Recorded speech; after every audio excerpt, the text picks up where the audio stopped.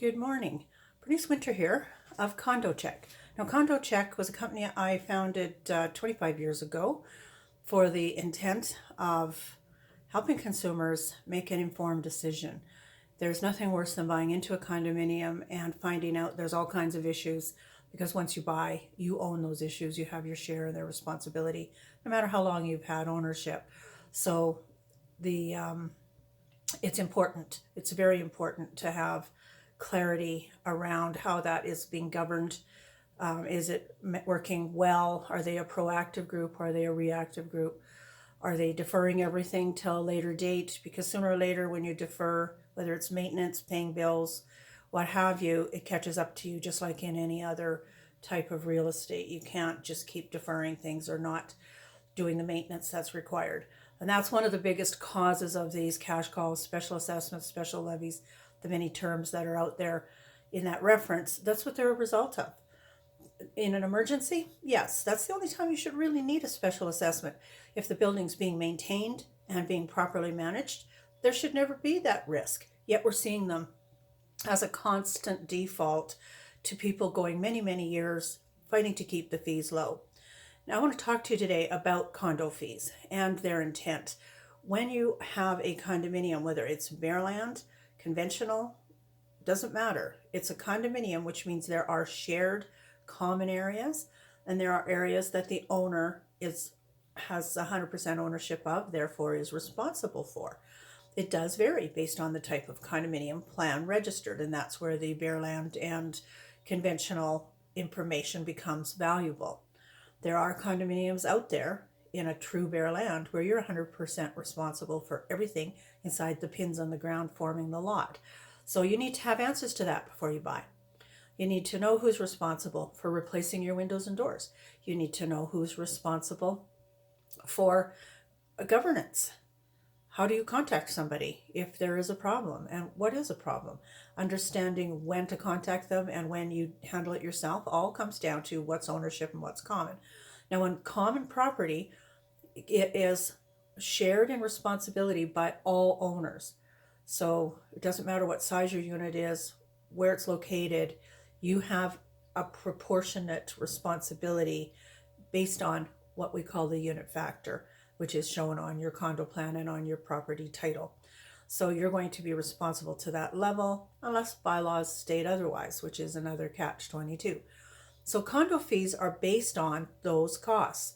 So if you have a building where you're in a 32-story apartment building with swimming pools and all kinds of amenities, all those common areas from the lobbies, the elevators, the mechanical systems, the heating systems, the luxuries, those are all shared in the expense to maintain, plus provide the services you desire. So if you want a concierge, if you want security, those are services, landscaping, snow removal. Mechanicals, mechanical. It takes what it takes to maintain a building. It takes what it takes to keep that building from having water get into it, having failures unexpectedly is a result of not having the maintenance plan for the age of the building. So all these become factors when it comes to budgeting, when it comes to the reserve plan, when it comes to how aggressive a board is in doing the maintenance that's necessary.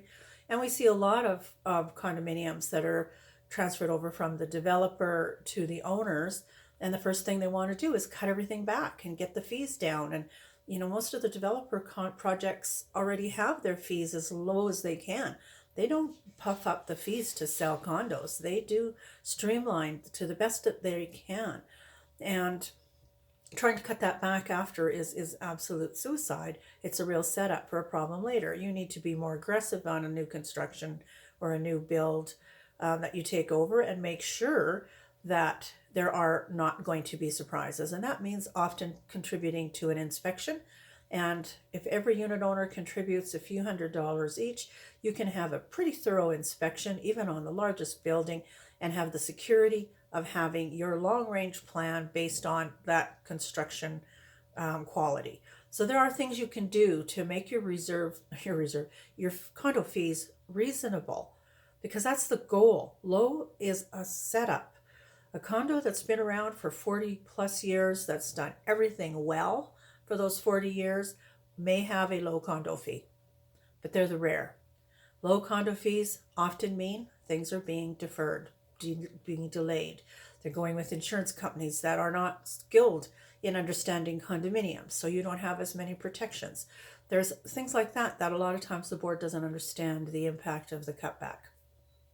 So the condo fee at the end of the day covers your cost to maintain, your services, and is shared between all owners based on, like say, either the bylaws or the unit factor. So there's no secret to it. Everyone, whether you're on the board of directors, whether you own 1 unit or 10, you're paying a fee, a condominium contribution. And think of it that way. It's a contribution towards the maintenance of your investment. And everybody's contributing to that fund. I'm going to do another video especially talking on reserves so that this isn't too long. And, and I want you to really be clear. There is no such thing as an average condo fee per square foot.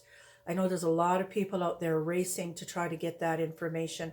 You cannot base the purchase of a condominium or the budgeting of a condominium on an average number that is random.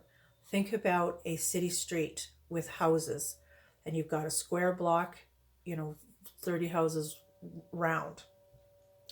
What's the average maintenance cost for those houses? Somebody's got to tell me that.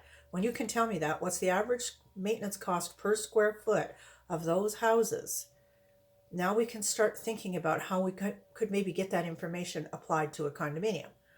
You can have 2 condominiums built by the same developer, sold in the same year, 2 different groups of people bought into them, but different management styles at the management company and board level can mean one building is falling apart and the other is well maintained.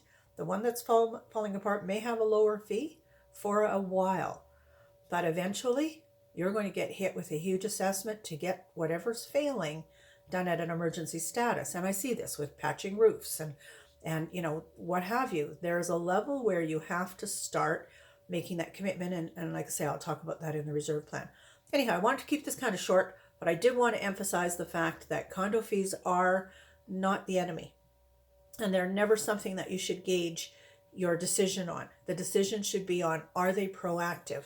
Are they communicating? Are they financially sound? In other words, do they budget appropriately? Is their reserve plan followed reasonably? There's some questions that you need to ask, and those are the questions that you need answered, not just base it on, well, I want the lowest fee because that's my budget. They're going to go up anyway. Costs go up every year. This year, just coming into 2020, we're seeing insurance premiums alone in condos, 25%, 40%. I heard one just the other day that went up 300%.